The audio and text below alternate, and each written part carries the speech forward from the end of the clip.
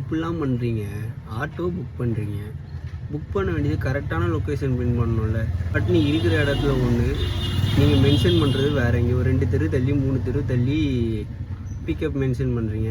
நாங்கள் அங்கே வந்துட்டு கால் பண்ணால் நான் லொக்கேஷனில் தான் இருக்கேன், நீங்கள் வரவே இல்லை அப்படின்ற மாரி சொல்கிறீங்க. சரின்ட்டு அப்புறம் எங்கே இருக்கீங்கன்னு கேட்டு வந்தால் மறுபடியும் ட்ராப் லொக்கேஷனும் கரெக்டாக பின் பண்ணுறது இல்லை.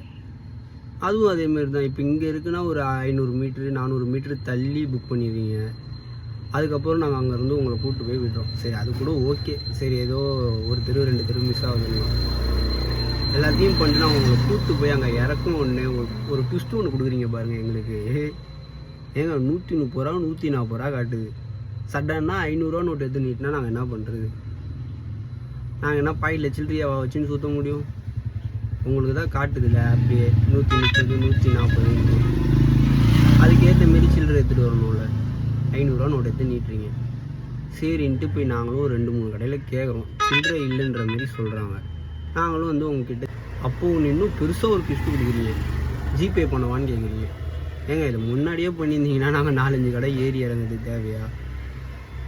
அந்த மண்டை எப்படி திரும்ப இருக்குது? அடிக்கிற வெயில் சூடாக இது. சில்லறை எடுத்துகிட்டு வாங்க.